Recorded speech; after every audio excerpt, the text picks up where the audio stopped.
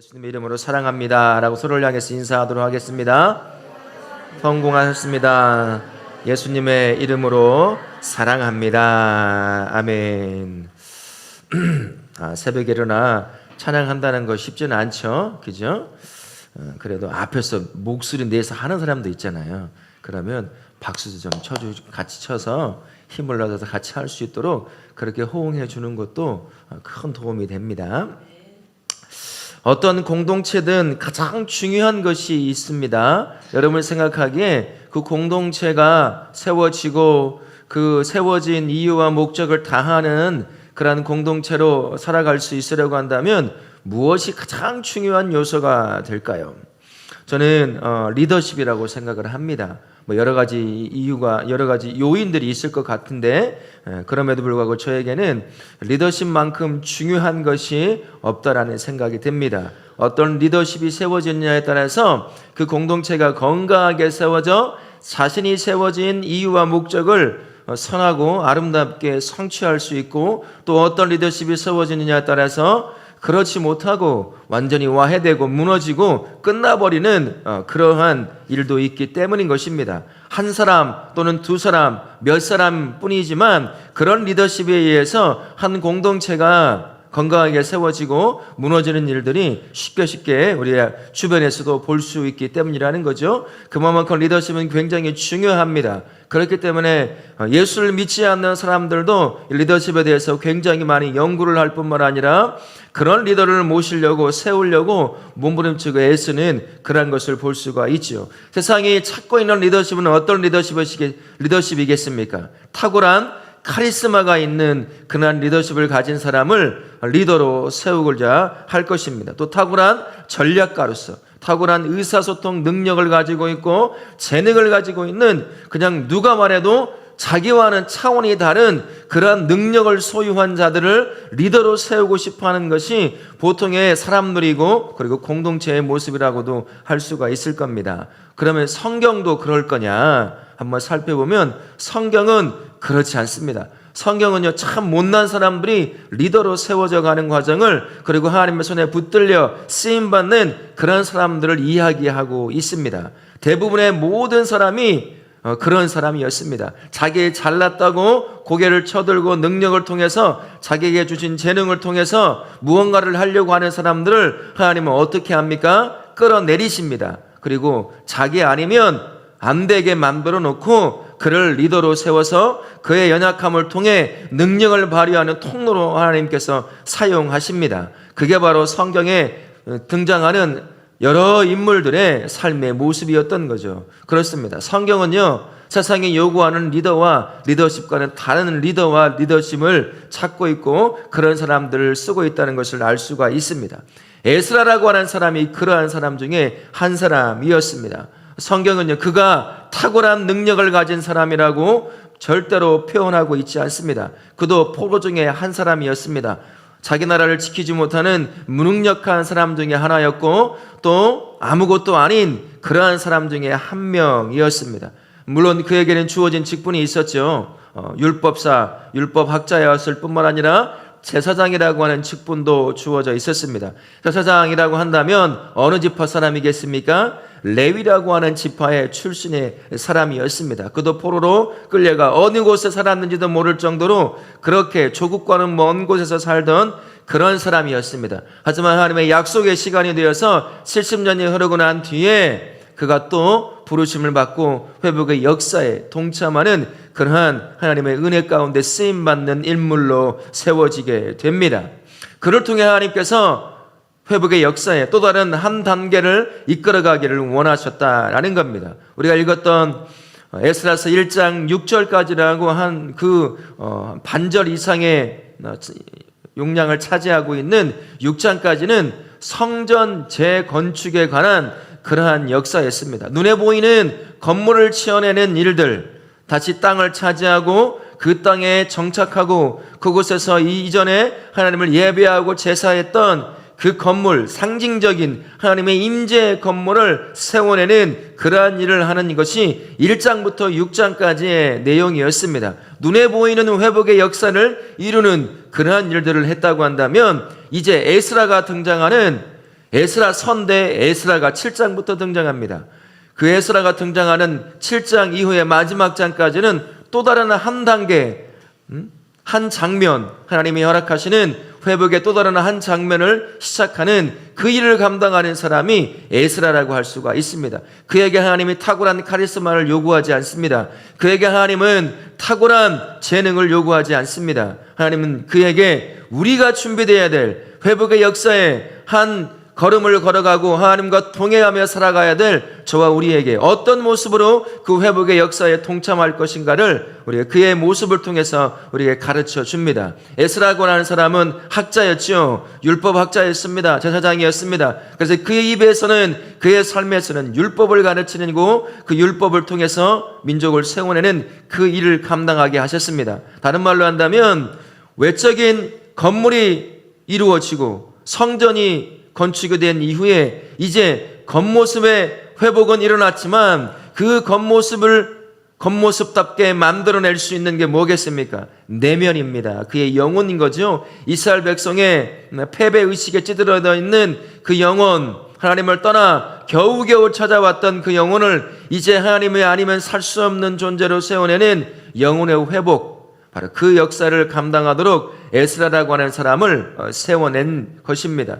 그의 걸음은 참 쉽지 않았습니다. 똑같은 사막과 광야의 길을 걸어와 이곳에서 담당해야 하는 사람이었습니다. 이런 모든 에스라가 세워지는 과정을 통해 우리에게 준비될 우리의 삶은 어떠한 것인지를 깨닫게 하십니다. 첫 번째는요, 하나님의 손에, 선한 손에 도우심을 받는 인생을 살아야 합니다. 오늘 말씀해 보면 9절 말씀이죠. 에스라가 유대 땅에 오는 그 모든 과정에 하나님의 어떤 것이 드러났다고 말씀하냐면 표현에 이런 표현이 있습니다. 하나님의 선한 손에 도우심이라고 라는 표현이 있습니다. 에스라라고 하는 사람은 그게 탁월한 능력이 있어서 그가 리더로 영적인 회복을 위해 세워진 사람이 아니었습니다. 누구 손에 붙잡혀 세워지게 된 거죠? 하나님의 선한 도움의 손길을 통해서 그가 이곳에 왔고 그의 사역을 감당할 수 있게 된 겁니다. 다른 말로 한다면 저와 우리도 그러한 삶이 필요하다는 것입니다. 그의 인생은 하나님에 대한 풍성한 경험이 있는 삶이었습니다. 그가 걸어온 모든 삶의 걸음걸음마다 하나님의 선하신 도움의 손길에 그 도움을 받고 지금 이 자리에 세워져 이스라엘의 두 번째 단계 영적 회복의 역사를 감당하는 사람으로 동참할 수 있게 된 겁니다. 성도도 마찬가지입니다. 성도도요, 하나님에 관한 풍성한 믿음의 경험이 필요합니다. 믿음이라고 하는 것은 하나님을 아는 것과 하나님을 믿는 것, 그리고 그 다음에 하나님을 풍성하게 경험하는 것으로 세워지게 되어 있습니다. 머리의 지식이 가슴으로 내려오고 가슴으로 내려왔던 하나님에 대한 알미 나의 손과 발을 움직여 내 인생에 동행하시는 그 하나님이 경험되어야 한다는 것입니다. 그래야 내가 머리로 가슴으로 느끼고 있는 그 하나님의 실체가 나의 삶의 실체로 드러나기 시작한다는 거죠. 그래야 나의 믿음이 어느 상황에 놓여도 흔들리지 않는 것입니다. 그래서 에스라처럼 하나님의 선하신 도움의 손길에 그 경험들이 풍성한 그 경험으로 우리 삶의 기초를 놓아질 수 있어야 한다는 거죠.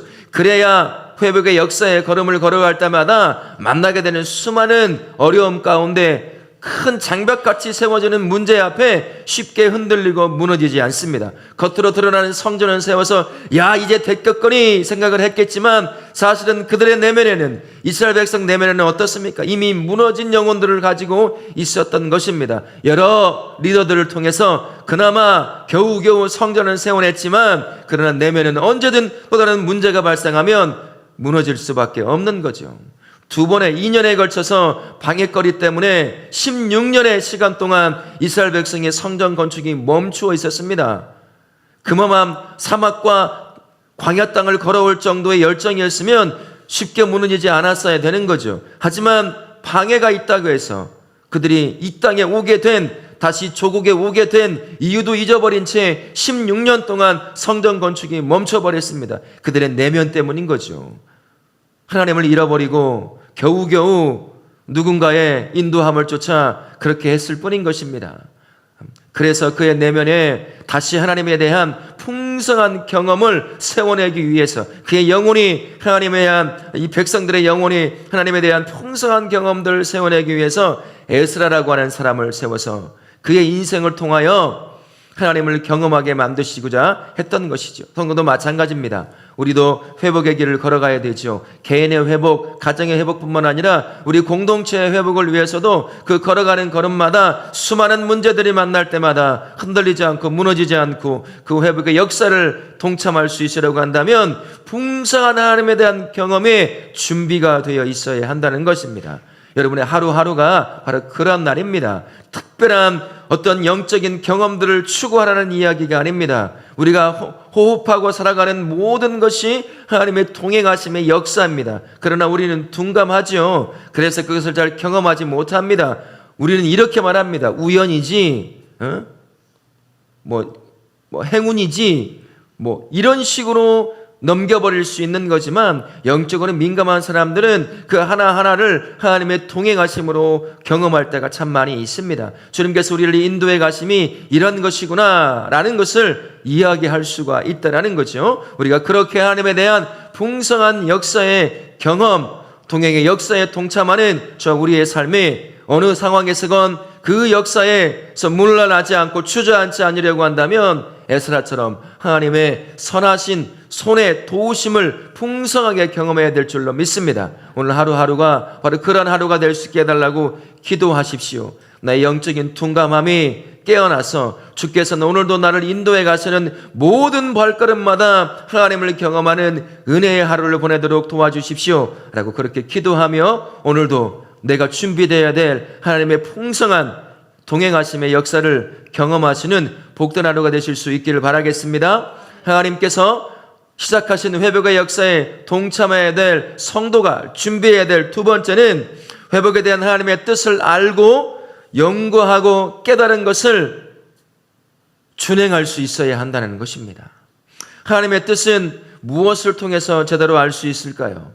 기도하며 하나님께서 나에게 뭐라고 말씀하는 것을 듣는 것을 통해서 알 수 있을까요? 그렇지 않습니다. 하나님의 말씀입니다. 하나님의 말씀만큼 회복에 대한 우리를 향한 하나님의 뜻을 정확하게 전달하는 도구가 없습니다. 기도하면서 희한한 것 경험하고 희한한 것 들으려고 하는 것이 아니라 하나님의 말씀을 통해서 우리를 향한 하나님의 뜻을 깨달으려고 몸부림쳐야 합니다. 에스라가 바로 그러한 사람이었습니다. 그는 능력 있는 사람이라기보다 자신에게 주신 율법을 통해서 하나님을 알려고, 그분의 뜻을 깨달으려고 연구했던 사람입니다. 그를 향하여 뭐라고 말을 하고 있습니까? 10절 말씀에 보면 여호와의 율법을 연구하여 준행하며 라는 말씀이 있습니다. 에스라는 그런 사람이었어요. 다른 것 하는 사람이 아니었습니다. 하나님의 말씀을 통해서 우리를 향한, 자신을 향한 뜻을 깨닫고 그 뜻을 순종하여 행하고자 했던 사람, 그 사람이 에스라라고 하는 사람이었습니다. 하나님이 그를 들어서 이스라엘 백성의 영혼을 깨어내려고 그를 세워낸 거죠. 하나님도 우리에게 그렇게 말씀하십니다. 나의 뜻을, 회복의 역사에 대한 그 뜻을 알아야 그 뜻에 동참하고 그 뜻을 손과 발을 움직여 준행할 수 있지 않겠습니까? 하나님의 뜻을 어디서 안다고 말씀합니까? 주님의 말씀 안에 있습니다. 다른 것을 통해서 깨달으려고 하는 것이 아니라는 거죠. 우리의 귀는요, 이 세상에서 제시해주는 성공과 돈과 잘 사는 것에 대해서는 아주 민감하게 귀가 열려 있습니다. 어디에서 무엇을 하면 돈을 잘 벌고 그렇게 잘 살 수 있는지에 대해서는 그렇게 민감하게 반응을 합니다. 그런데 하나님께서 자신을 향해, 자신의 뜻을 우리를 향해 말씀하실 때는 아주 둔감해요. 못 들어요. 깨닫지도 못합니다. 동행하고 있는 것도 잘 우리가 느끼지도 못한다는 거죠.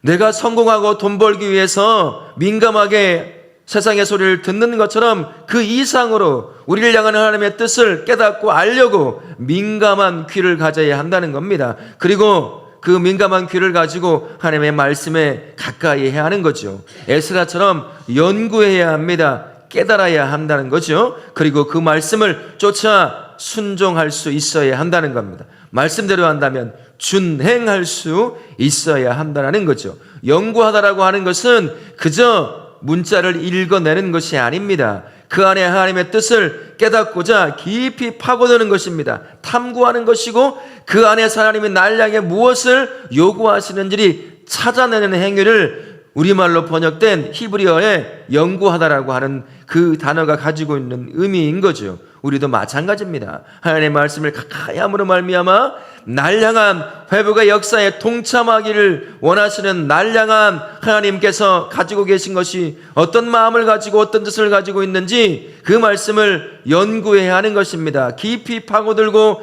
찾아내고 또 탐구하는 그러한 삶이 필요하다라는 것이에요. 그래서 성도는 하나님의 말씀을 가까이 해야 합니다. 그리고 깨달아야 하는 거죠. 왜 하나님의 회복을 역사를 일으키셨는지, 나는 그 안에서 무엇을 할 수 있는 것인지 하나님의 뜻을 또 정해서 깨달아야 하는 건 아니겠습니까? 깨닫는다고 끝나는 것이 아니죠. 에스라는 어떻게 했습니까? 율법을 연구하고 난 후에 무엇을 했습니까? 준행했습니다. 깨닫고 순종하여 손과 발을 움직여 순종하여 살았던 사람이 에스라라고 하는 사람이었다라는 거예요. 우리도 그래야 하는 거죠. 깨달았다고 한다면, 알았다고 한다면 누군가 하겠지. 나는 그냥 여기서, 그게 아니라 손과 발을 움직여 준행하는 삶이 되어야 한다는 것입니다. 깨달은 하나님의 말씀을 그저 머릿속과 마음에만 두고 사는 건 결국에는 공허한 말을 만들어냅니다. 이것 때문에 야고보 사도는 야고보서 1장 22절에 이렇게 말을 합니다. 머릿속에 알고 마음으로 느끼는 그것을 잘 믿는 거라고 생각하는 우리를 향해서 이렇게 말씀합니다. 너희는 말씀을 행하는 자가 되고 듣기만 하여 자신을 속이는 자가 되지 말라. 듣기만 하여 자신을 속이는 자가 되지 말라. 이게 무슨 말일까요? 머릿속에 아는 것, 네가 깨달았다고 느끼는 것, 그것이 네가 잘 믿는다고 스스로 확신을 갖는 그러한 착각에 빠져 있지 말라는 겁니다. 야고보 사도는 믿음은 반드시 삶의 몸부림으로, 삶으로 드러나게 되어 있다는 거예요. 믿음은 반드시 손과 발을 움직여 살아내게 만든다라는 내용을 야고보 사도는 이야기를 합니다. 그겁니다. 속지 말라는 거예요. 내가 하나님의 말씀을 알아 머리로 깨닫고 마음으로 감동된다 라고 깨닫는 것을 잘 믿는 것으로, 믿음이 좋은 것으로 착각에 빠져있지 말라는 것입니다. 네 손과 발이 움직이느냐는 거예요.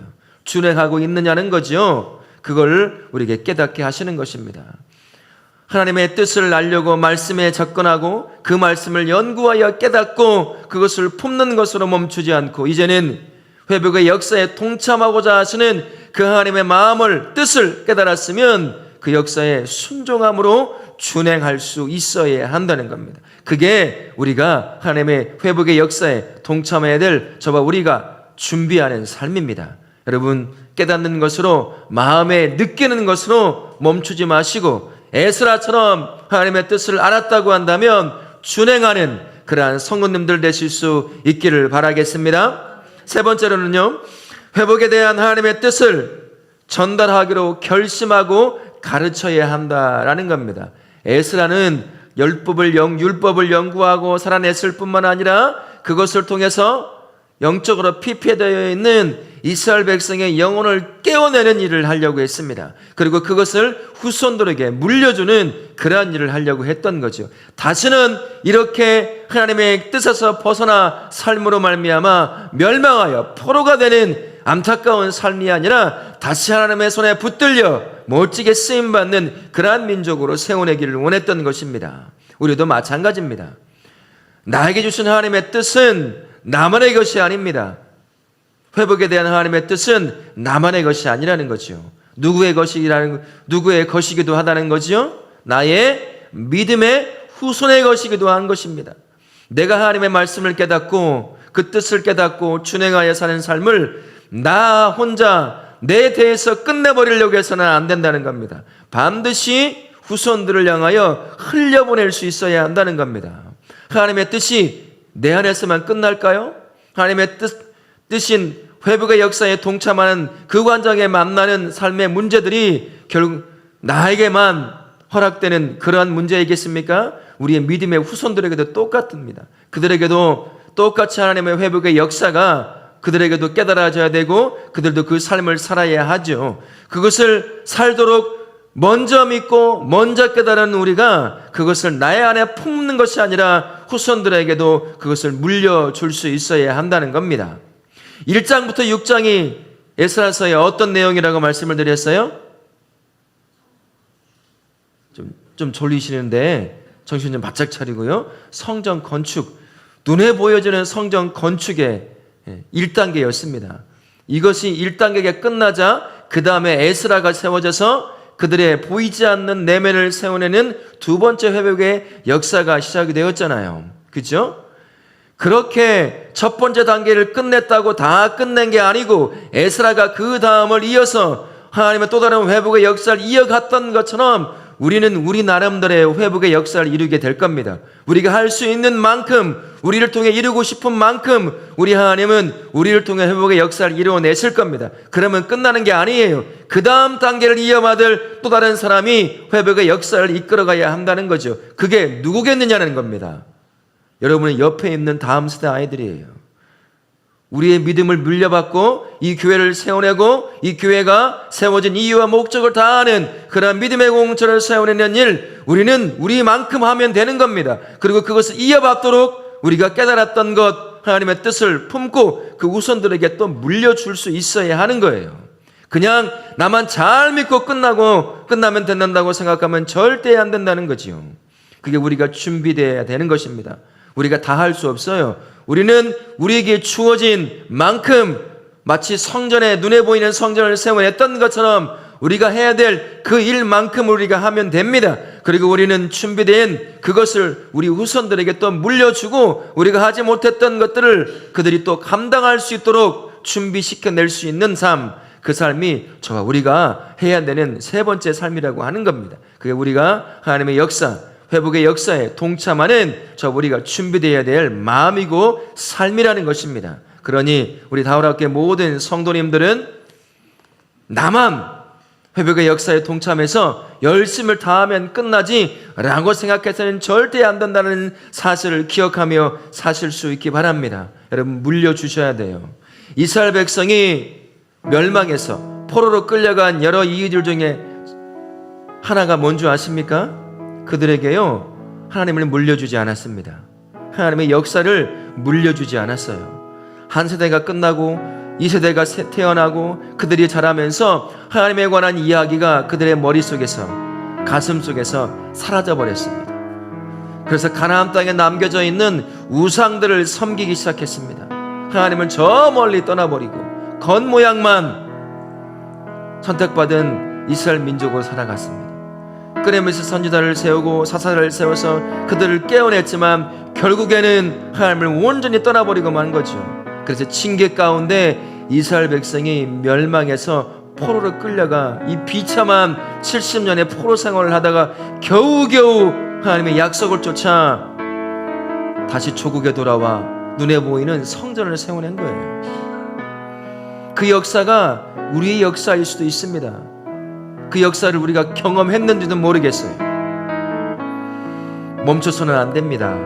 내가 믿는 하나님, 나를 향한 하나님의 뜻, 우리 교회를 향한, 우리 가정을 향한, 믿음의 가장된 나를 향한 하나님의 뜻을 알고 깨닫고 살았다고 한다면 내 안에서 멈추는 것이 아니라 나의 후손들에게, 내 자식들에게 반드시 이것을 흘려보낼 수 있어야 하는 겁니다. 그게 우리의 마음의 준비가 되어야 돼요. 그렇지 않으면 끝납니다. 나는 잘 믿었는지 모르죠. 그러나 하나님은 그것을 잘 믿었다고 얘기하지 않습니다. 네 후손은 어떻느냐? 너에게 내가 맡겨진 배 아파 낳은 네 자식을 향한 너의 삶은 어떠했느냐? 우리에게 물어보실 때 여러분, 우리는 어떻게 말할까요? 그분께 너 믿음을 물려주었느냐? 나를 알려주었느냐? 그가 물려받도록 얘기해 주었느냐? 뭐라고 우리 주님께서 물어보시면 우리 뭐라고 대답하겠습니까? 나 혼자 믿는 것도 바빴어요. 나 혼자 예배 드리는 것만도 바빴어요. 그렇게 말하고 끝나겠습니까? 그렇지 않다는 겁니다. 우리는 믿음의 1세대라고 생각하고 2세대를 향한 책임 있는 사람입니다. 우리가 물려줄 준비가 되어 있지 않으면 안 된다는 사실을 기억하시고 그렇게 믿음의 후손들에게 하나님을 물려주고 나로 하여 깨닫게 하셨던 그 하나님의 뜻을 물려주는 우리 다우라교회 모든 복된 성도님들 되실 수 있기를 예수님의 이름으로 축원합니다. 아멘.